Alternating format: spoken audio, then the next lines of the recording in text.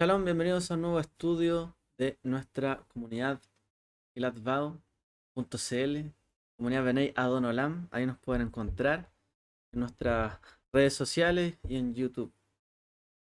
En esta oportunidad estamos partiendo una mini sección, una mini serie sobre lo que es Talmud Torah, el estudio de la Torah y lo que serían como los fundamentos de la Torah. ¿Ya? Eso es lo que vamos a ver en esta oportunidad.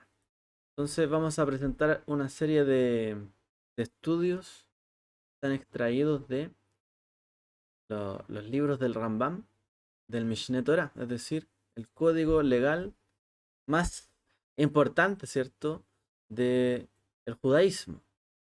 Esto presentará una comprensión básica de la halajá, es decir, la aplicación de la Torah en cuanto a las acciones, ¿cierto?, que derivan, digamos, de bueno, de nuestros actos, o sea, las pequeñas cosas que hacemos que derivan de todo el corpus legal de la Torah. Que va a presentar em, un resumen, ¿ok? Ahora, el propósito, ¿cierto?, de esta serie va a ser presentar una, un conciso resumen de alajá judía, de cómo proceder, ¿cierto?, en cuanto a diversos temas. Cómo se aplica, por ejemplo, cuando leemos la Torá. Hay temas de idolatría, hay temas de cómo se guarda esto, esto, otro. Pero la pregunta es que, ¿eso sigue existiendo? Hoy día no vemos la idolatría como en el mundo antiguo, pero ¿de qué forma se aplica, cierto? Eh, digamos, el rechazo a la idolatría y a todas sus formas. ¿Y en qué formas? ¿Cuáles son esas formas y cómo se lo rechaza? ¿Ok? A eso se refiere un poco esto. Entonces, bueno, de hecho del Rambam o del Maimónides es que también tenemos un resumen de los mandamientos con el número famosamente conocido, ¿cierto? De los 613 mitzvot, o también llamado Tariag mitzvot, que Tariag es una palabra compuesta del número 618. Se suma 400 más 200 más 10 más 3 y da Tariag. ¿Ok? Entonces, estos son los principios fundamentales de lo que sería la Torá. Y bueno, ¿y cómo se aplica esto a la vida? Entonces, el primer libro, ¿cierto?, que trata a Maimónides. Y en Maimónides, a ver, ¿qué es lo que hizo él con el Mishneh Torah? Él tomó la discusión que había en el Talmud, es decir, toda la discusión rabínica de diversos temas y asuntos de la Torá, y los compiló y los ordenó por secciones. Y concluyó en el fondo qué era lo que habían determinado los sabios de Israel a lo largo del tiempo sobre cada asunto y sobre cada mandamiento en particular de la Torá. Eso es la tarea que él hizo. Él hizo una, un- una, él compendió, ¿cierto?, los mandamientos y los ordenó acorde, ¿cierto? Digamos, al orden de la Torá en que van apareciendo. Eh, no, perdón, en el orden de los, bueno, va como del orden como de lo más importante y va seccionándolo después. El libro, hay otro libro que se llama el Sefer HaJinuj, que ese es el que lo hizo en el orden en que van apareciendo los mandamientos. Bueno, sin más preámbulos, veamos entonces en la primera sección que vamos a compartir hoy. Eh, lo primero que una persona debe conocer y saber para, como principio básico, ¿cierto? Es que la Torah nos ayuda a conocer al Eterno, nos ayuda a conocer a Dios. A ver, ¿cuál es el propósito de los mandamientos? Conocer a Dios, conocer a Hashem. Y como lo conocemos a través, ¿cierto?, de su voluntad, lo que Él estipuló allí, que es lo que se debe hacer. Y esos son los mandamientos. Es decir, que todos los mandamientos son principios, ¿cierto?, que nos ayudan a conocer a Dios. ¿En qué sentido? En que Él es uno, su unidad y en que también está prohibido hacer actos de idolatría, es decir, creer que hay otros dioses o asignarle poder, digamos, a quienes no tienen poder. Y Dios es el único Dios y es uno y único, no hay otro poder que le compita a él. ¿Ok? Así que bueno, referente al tratado de los fundamentos de la Torá llamado Yesodei HaTorá. El primer punto, o la letra A, es saber que Dios existe. Entonces, primer punto, letra A podríamos decir, 1A, Dios existe. Es el principio básico y de esto depende todo lo demás. Es saber que Dios existe. Como dice la Torá, yo soy Hashem tu Dios. Ani Hashem Eloheja. Y no hay otro Dios sin él.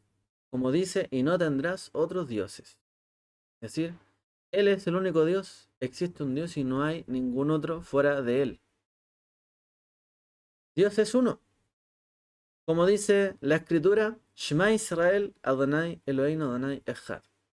Escucha hoy Israel, el Adonai Hashem es uno, Hashem es nuestro Dios, Hashem es uno. Y él no es como ninguna cosa material, ¿cierto? Él no se asemeja a algo material, como dice la misma escritura. ¿A quién me compararéis para que yo sea igual? Es decir, a Dios no se le puede comparar. Por lo tanto, no se le puede decir que tiene una apariencia, su ser, digamos, o que se parece a algo que existe en este mundo.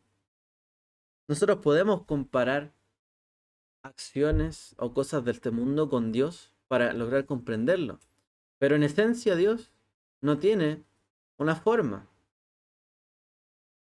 Como dice la escritura, porque no viste ninguna imagen en el día en que el Eterno te habló.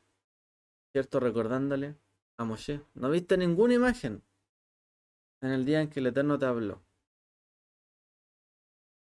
Y recordándole así a los hijos de Israel que se alejen de la idolatría porque cuando estuvieron recibiendo la Torá no vieron ninguna imagen. Ellos vieron, escucharon, oyeron la voz de Dios, pero no vieron una imagen. Otro punto es que el Eterno está en todas partes, como se dice, porque Hashem es Dios arriba en los cielos y abajo en la tierra, como declaramos nosotros, ¿cierto? En el ley, ¿no? Él es Dios arriba en los cielos y abajo en la tierra. Es decir, Él es omnipresente, está en todas partes. Y cuando la Torá y los profetas hablan de Él como si fuera una persona, un individuo, es solamente, como les mencionaba, una forma de compararle, una analogía, una metáfora. Decir que Dios tiene una mano fuerte no es que tenga una mano específicamente, sino que una expresión que habla de su poder, de su fuerza. Entonces, a Dios se le puede comparar para lograr entenderlo, pero no para disminuirlo o para otorgarle a alguien una forma que le compita a él. Con respecto a todas estas cosas, nuestros sabios enseñaron que la Torá habló en el lenguaje humano. Es decir, la Torá fue dada en el Har Sinai, en el monte Sinaí, el lenguaje de hombres, de personas, de mujeres, de niños, de ancianos. La Torá habló en el lenguaje humano para nuestro entendimiento. La Torá fue dada, ¿cierto?, para que nosotros pudiésemos comprenderla. Y comprender así al Eterno, a Dios. El cual es el objetivo, comprender a Dios. Por lo tanto, la Torá nos muestra cosas que podamos comprender, comparar, visualizar de alguna forma. ¿Okay? Si se fijan, no hay un Dios que se le oponga a Él, conforme a este principio básico y fundamental, ¿cierto?, que se aplica de la Torá. No hay nadie que se le compare, no hay un Dios opositor, no hay un Dios enemigo, ¿cierto? Como un diablo que exista como un opuesto a Dios, ya que tenga la misma fuerza que Él o que le compita, eso no existe. Con esto no estamos diciendo que no haya fuerzas espirituales, quizás de otros mundos o quizás de otra existencia o que quizá están en medio de este mundo y de este universo, ¿cierto? Que también se hayan revelado, como nosotros nos revelamos a Dios, ¿cierto? Las personas se revelaron a Dios, como conforme a lo que dice la Torá en Bereshit, ¿cierto? Que Adán pecó y se reveló, Jabá también pecó y se reveló, pero que nos opongamos a Dios, nosotros, no significa que seamos comparables a Dios, solamente por tomar una decisión por nosotros mismos, ¿ok? Entonces, lo que decimos con esto es que no hay nadie que se le pueda comparar ni igualar. No hay nadie como él, ni ningún otro, ¿cierto? No hay ninguna criatura que se le asemeje o que le pueda competir, ¿ya? El primer punto B, ¿cierto? Uno B podríamos decir, es el amor a Dios y el temor a Dios. Dos cosas que hay que comprender que son básicas. Una es que debemos amar al Eterno. Como dice la Torá, amarás, vea apta et Hashem lo queja. Y amarás al Señor, tu Dios. Y también debemos tenerle temor o asombrarnos de él. Como dice, temerás a Hashem, tu Dios. ¿Cierto? Dice así, tira la Torá. Tira, temerás a Hashem, tu Dios. Entonces debemos amarle y a la vez debemos temerle. Es decir, que si una persona considerara las obras grandes y maravillosas del Eterno y se diera cuenta de toda la sabiduría que tendría que existir para que esas cosas fuesen, anhelaría conocer más de su grandeza, como dice la Escritura y el Salmo que dijo David. Sama lejanafshi dice, mi alma tiene sed de ti, mi alma tiene sed del Dios viviente. Pero cuando piensa también en estas cosas, es decir, en las cosas grandes y maravillosas que hizo el Eterno y cómo hubo alguien que pudo haber creado todo esto, también debiese darse cuenta de su propia bajeza. O sea, por un lado, qué grande es el que hizo esto, pero por otro lado, qué pequeño soy yo frente a esto. Como dice, ¿qué es el hombre para que de él te acuerdes? Por lo tanto, debemos amar al Eterno y temerle. Amarlo al reconocer su grandeza y temerle al reconocer nuestra bajeza, en el sentido, ¿cierto?, de ser pequeños, gusanos, insignificantes como arena del mar. Somos nosotros, polvo cósmico, como se diría. Otro punto fundamental, ¿cierto? Letra C, es la santificación del nombre del Eterno. Es decir, Kiddush Hashem. Santificar el nombre del Eterno. Se nos ha ordenado santificar el nombre del Eterno, como dice, seré santificado entre los hijos de Israel. Dice la Escritura y dicen los profetas. Seré santificado entre los hijos de Israel. Y tenemos, por lo tanto, prohibido profanar el nombre del Eterno. Como dice también la Torá, no profanarás mi santo nombre. Es decir, hay que santificar su nombre, Kiddush Hashem, y no hay que profanar su nombre, lo cual se llama en hebreo Hilul Hashem, profanar el nombre. Y si alguien desobedece deliberadamente, ¿cierto?, un mandamiento de la Torá, por ejemplo, profana el nombre del Eterno. Si solamente alguien deliberadamente desobedece uno de los mandamientos, está profanando el nombre de Hashem. Solo con uno de ellos, si lo hace de manera intencional, sabiendo que es algo que no está permitido, en ese momento profana el nombre del Eterno.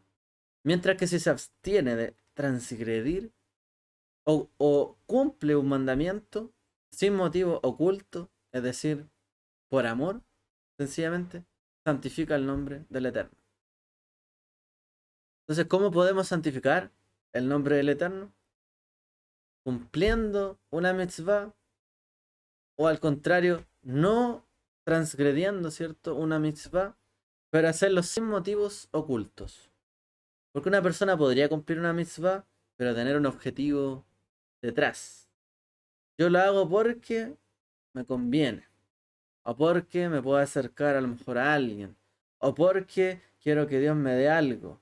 Pero en realidad no lo estoy haciendo de todo corazón. Por eso dice la Torah, amarás al Señor tu Dios, ¿cierto? Entonces, si dice amarás al Eterno tu Dios y hay un mandamiento, pues tengo que esmerarme en cumplir la mitzvah con amor. Y eso es amar al Eterno. Y a través del amor santificamos su nombre. Por otro lado, cuando nosotros transgredimos una mitzvah, es porque no tenemos suficiente Hirat Elohim, temor de Dios, ¿cierto? Porque si estuviésemos frente a un momento en el que vamos a transgredir y tenemos temor de Dios, no lo hacemos. Por lo tanto, por eso decíamos que el punto anterior importante es el amor a Dios y el temor a Dios. Porque eso nos lleva a cumplir los mandamientos con amor y sin motivos ocultos. Y nos lleva también a no pecar, no transgredir la Torah. Y así santificar el nombre del Eterno. Entonces, una persona que no tiene amor difícilmente logrará acceder a la santidad. Una persona que no tiene temor de Dios difícilmente podrá acercarse a la santidad y a santificar el nombre del Eterno. Hay que tener amor, ¿cierto? El amor, lo más grande. Se puede transgredir un mandamiento para salvar la propia vida, explican los sabios. Como dice la misma Torá, que los mandamientos fueron dados y todos estos principios, preceptos y decretos de la Torá para que la persona los cumpla y viva por ellos. Y como se explica, dice la Torá, para que viva por ellos y no que muera por ellos. Es decir, si una persona va a morir por transgredir una mitzvah, por supuesto, estaría en condición de transgredirla para no morir por culpa de un mandamiento. ¿Ok? O sea, la Torah no está hecha para que muramos, al contrario, para darnos vida, mantenernos en la vida. Ahora, uno debiese morir, como explican los sabios, y esto es alajá, antes debería preferir morir antes que transgredir ciertos mandamientos. Por ejemplo, cometer idolatría, uno debiese elegir morir antes que hacer idolatría. Y esto es lo que vemos, ¿cierto?, en la Torá con muchos de los profetas, muchas personas valientes que no se arrodillaron ante los dioses. Eligieron el destino que les deparara el Eterno. Si fue, si fuera ese destino el librarlos de la muerte, como a Daniel, o si fuera ese destino que muriese. Aún así, estaban dispuestos a no hacer idolatría. Lo otro, ¿cierto?, es lo que es la fornicaciones, que en realidad se refiere a un tipo de, digamos, como prostitución cúltica, porque la palabra ahí, ¿cierto?, que usa la Torá, se refiere eh, más que a solamente cometer, ¿cierto?, o tener un acto con otra persona fuera del matrimonio, se refiere a hacer un tipo de, a ver, ¿cómo se dice? Bueno, de hacer actos en honor también de una deidad. Había cierto tipo de prostitución que era idolatría en el fondo, ¿ya? Esto se refiere a que es un pecado que uno debiese, em, ese tipo de pecado debiese elegir primero morir. Y el otro es el asesinato, es decir, es preferible uno poner la vida que asesinar a alguien. Ahora, ojo que dice asesinar, no dice matar. Porque sí, hay otra ocasión donde uno tiene que defenderse y termina matando a otra persona sin la intención de asesinarla. Es diferente. Aquí se dice que es el asesinato, es decir, antes que elegir asesinar a alguien con intención, es mejor morir. Es decir, si tengo una, un caso extremo, si tengo la intención de asesinar a alguien y si lo hago salvo mi vida, debo preferir no salvar mi vida en ese caso. ¿Ya? sea, si estoy a punto de matar a alguien con la intención de realizarlo, eh, debiese preferir que me pase algo a mí antes que a él, a esta otra persona. O sea, mejor, por último, que la persona que quería matar a alguien, se lo hizo a sí misma. No es el mejor escenario, en verdad. Pero el punto es que no se debe asesinar. Es un pecado que no se debe realizar bajo ninguna circunstancia. Como está escrito, ama a Hashem tu Dios con todo tu corazón, con toda tu alma. Es decir, si uno tiene amor al Eterno, obviamente no va a cometer idolatría. Su alma no se va a ensuciar en pos de la idolatría.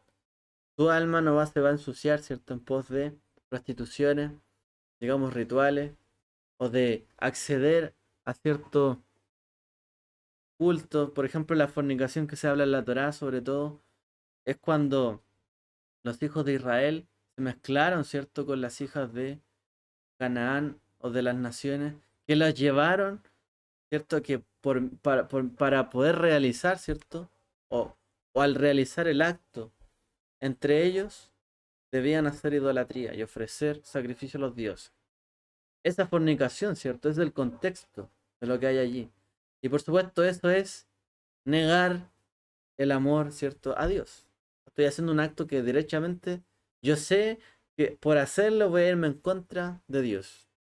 Y el asesinato, porque yo sé que me voy en contra de la imagen de Dios. Nosotros, las personas. Porque fuimos creados a imagen y semejanza de Dios. Por lo tanto, no debo asesinar. Debo tener amor, ¿cierto? El amor al Eterno. Y el amor al Eterno nos hace amar también a las personas. Porque las personas tenemos, ¿cierto?, una esencia divina. Incluso si te quita el espíritu. Es decir, la Torah dice, amarás a Hashem tu Dios con todo tu corazón y con toda tu alma. Y explica a los sabios decir, incluso si te quita tu alma. La amarás con todo tu corazón y con toda tu alma. Es decir, incluso si Él te la quita. O tienes que perderla por amar a Dios. Además, si la intención es forzar, por ejemplo, al pueblo de Israel a violar un mandamiento, o si hay alguien que quiera forzar a una persona a violar un mandamiento de manera pública, en ese caso uno debiese preferir, dicen los sabios, morir antes que transgredir cualquier mitzvah. En esos casos, explican ellos, si uno muere sin transgredir, ha santificado el nombre del Eterno, y es lo que nosotros llamamos un mártir. Pero si transgrede, ha profanado el nombre. O sea, él tiene que estar dispuesto incluso a dar su vida por el amor a Dios. Entonces, si se va a profanar el nombre del Eterno por algo que lo están forzando a hacer, dice los sabios, es preferible elegir en ese caso que tomen la vida de uno para no profanar su nombre en público. Y que las personas, ¿cierto?, terminen negando a Dios porque por algo que pasó públicamente, que vieron de otra persona, que los llevó en el fondo a negar a Dios. Está prohibido a su vez destruir un lugar sagrado. ¿Ok? Otra mitzvah, otro mandamiento, o alajá, mejor dicho, que va dentro de la misma línea. Cuando hablamos de santificar el nombre del Eterno y de no profanarlo, explican los sabios que está prohibido destruir algún lugar sagrado o algún texto sagrado o borrar el nombre del Eterno. Como dice la Torá, y, y borrarás su nombre. Es decir, la idolatría. Borrarás su nombre de la idolatría.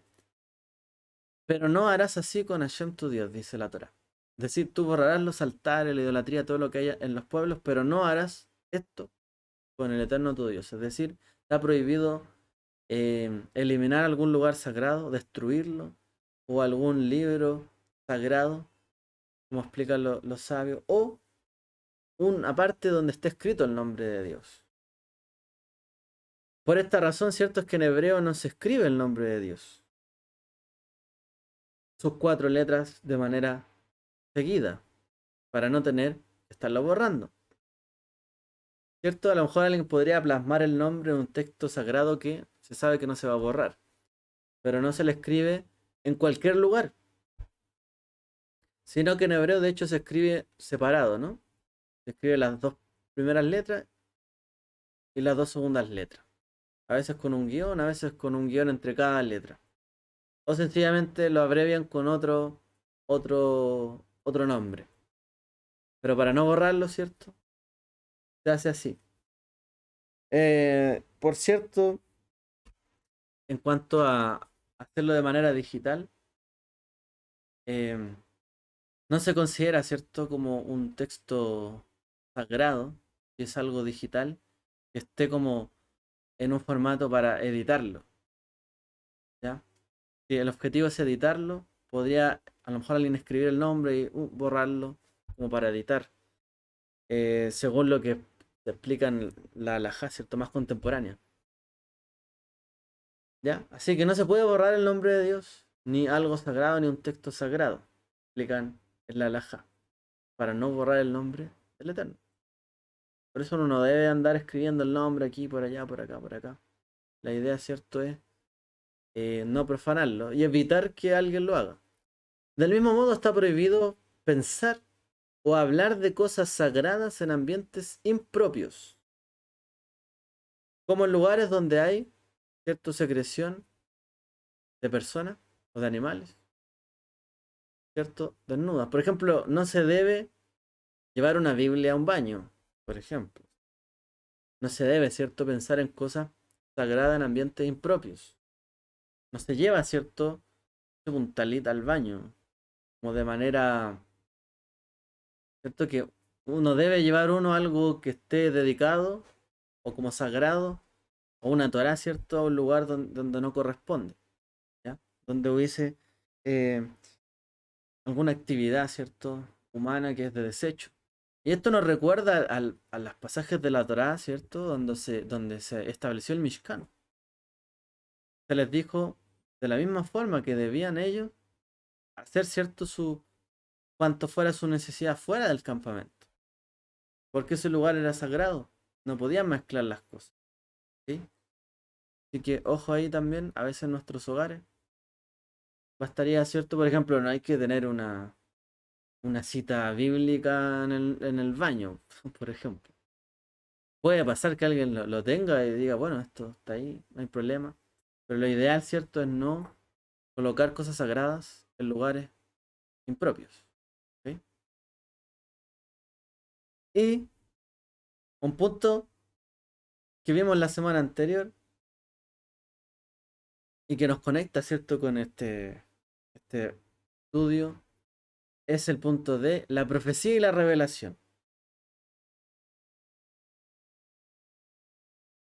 Es un principio de Dat Moshe, de la fe de Moshe, o de la religión de Moshe, se puede traducir así, la fe de Moshe, que Dios se revela su conocimiento a través de los profetas.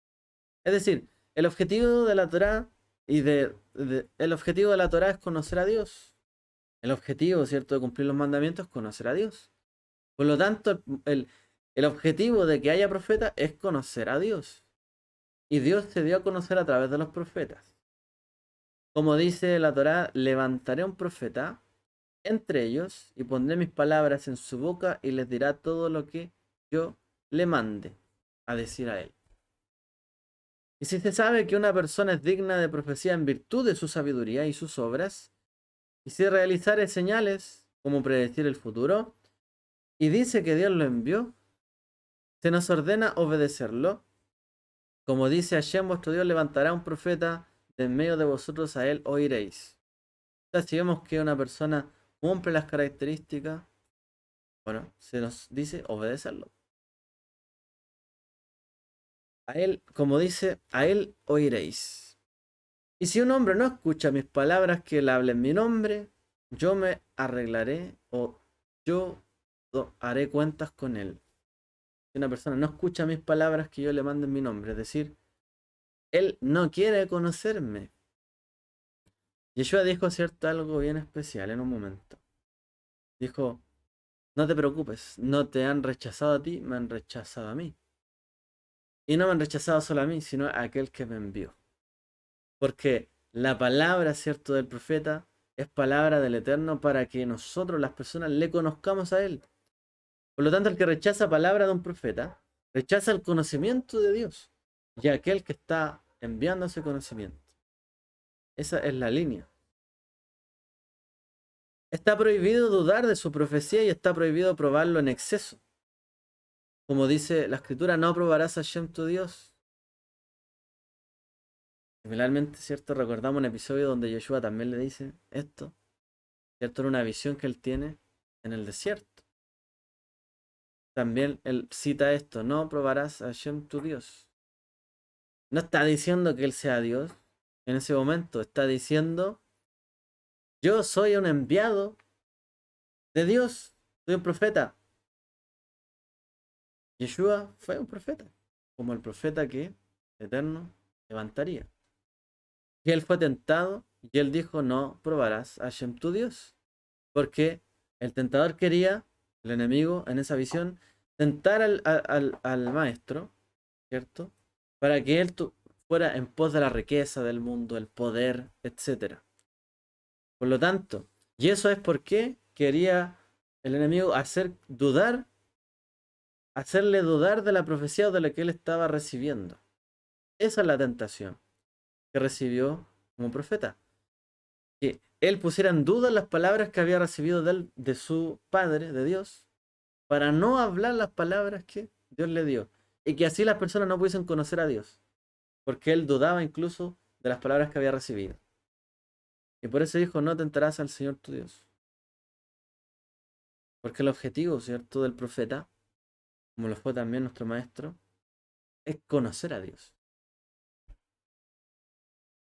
La profecía de Moshe, la Nebuat Moshe, fue la mayor de la que cualquier otro, de la que hubo, ¿cierto?, sobre cualquier otro profeta. Fue muy grande, ¿cierto? La de Moshe. Nos dio la Torah. Y como dice la misma Torah, y nunca se levantó un profeta como Moshe en Israel. Lo dice la misma Torah, nunca se levantó un profeta como Moshe. Que hablara, dice, cara a cara con Dios. Y que la gente viera eso, como explicábamos, ¿cierto? ¿Qué es lo que diferenciaba a Moshe de otras personas? ¿O por qué había que creer en Moshe? Porque Moshe hablaba con Dios cara a cara como si fuera un amigo. No como que Dios lo enviaba y repite estas palabras. Hablaba con él como si fuera un amigo, es decir, era cercano. Es decir, conocía a Dios. ¿Y qué es lo más grande que podemos llegar a alcanzar en esta vida? Conocer a Dios. Y Moshe conocía a Dios cara a cara. Y nadie puede decir algo similar que él. Nadie llega a ese nivel. Alguien puede decir, yo conozco a Dios, él lo he visto, sé que existe, pero no hemos hablado cara a cara con Dios como lo hizo Moshe. Es ahí, ¿cierto?, la grandeza de Moshe. La revelación del Har Sinai, Monte Sinai, es la prueba de la veracidad de su profeta y de su profecía, mejor dicho. Es decir, la revelación que hubo ahí es la prueba. Pues dice, vendré a ti en una espesa nube para que el pueblo me oiga hablarte y también crea en ti para siempre. Todo el pueblo fue testigo de que su profecía era cierta, porque se le apareció y ellos vieron cómo llegó la nube y en la nube, ¿cierto?, hablaba con Moshe. Fueron testigos como les expliqué. La Torá es un mandamiento eterno que no está sujeta a cambios. Otro principio, la Torá es un mandamiento eterno y no está sujeta a cambios ni a supresiones, es decir, disminuciones, ni a adiciones. Pues dice la misma Torá, observad y hacer todo lo que yo les mando. No le añadas ni le disminuyas a la Torá. Es decir, debemos considerar que el mandamiento es correcto, fue dado así, es inequívoco, como dice Pablo y lo confirma, ¿cierto? Porque la Torá de Dios es perfecta, pura, transforma, ¿cierto?, el alma. La Torá de Dios es perfecta, es justa. Es decir, es todo lo ideal, no se le puede quitar ni se le puede añadir. Es el mandamiento adecuado. No le debemos disminuir ni sumar. ¿Cómo hacemos eso? Reconociendo que el mandamiento es puro, justo, como nos enseña Rab Shaul. Y dice también la Torá, las cosas que se revelan nos pertenecen a nosotros y a nuestros hijos para siempre, para que podamos llevar a cabo todas las palabras de esta Torá. Las cosas reveladas nos pertenecen a nosotros. Lo que se reveló, el mandamiento, lo que se dio a conocer, que es la voluntad pura, justa de Dios, que nos ayuda a conocer a Dios, nos fue revelado a nosotros y a nuestros hijos, porque somos hijos del pacto, ¿cierto? Por medio de Abraham, para que llevemos a cabo, dice, todas estas palabras. ¿Cuál es el objetivo de la revelación de la Torá? Llevarla a cabo. Fundamento esencial. Y a ningún profeta se le permite hacer innovaciones. No es que vamos a sumarle o restarle un mandamiento.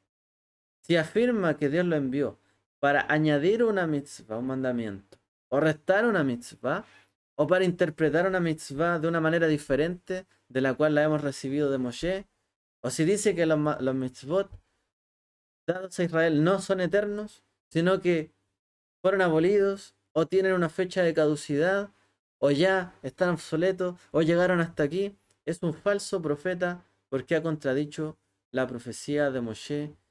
Y como dijo Yeshua, si creéis en Moshe, creéis en mí. Y si niegan a Moshe, niegas al Mesías. Es decir, el principio básico de la Torá y de judaísmo, ¿cierto? Y de los principios de la Torá es que no podemos negar la Torá de Moshe. Debemos afirmarla y confirmarla. Por mucho que digamos que alguien no esté obligado a cumplirla, no obstante, aquella persona no debe decir que la Torá está equivocada. Oye, ese mandamiento no debería ser así. Oye, esto no. ¿Pero por qué? ¿Cierto? Sino que debiese decir y reconocer, bueno, no estoy obligado a hacerlo, pero si Dios mandó a hacer esto, es porque esto es lo correcto, lo adecuado, es eterno y debiese cumplirse como Dios lo mandó. ¿Ok?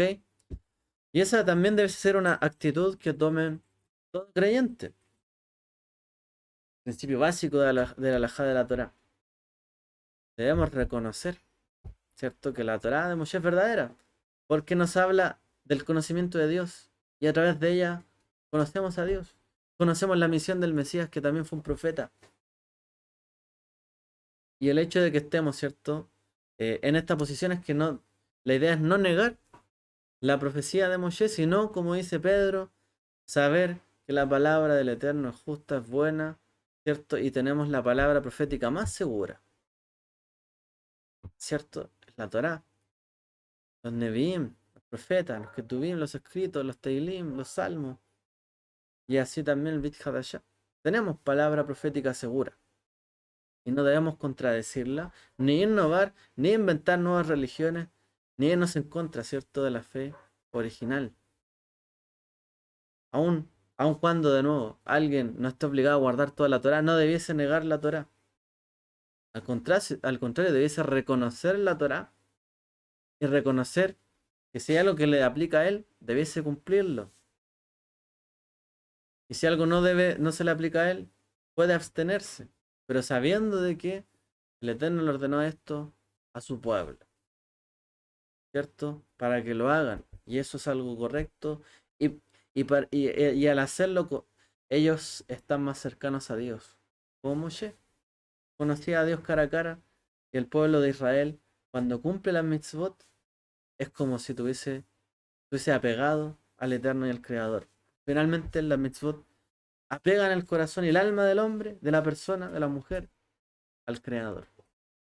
Esta ha sido una primera parte, ¿cierto?, de esta miniserie.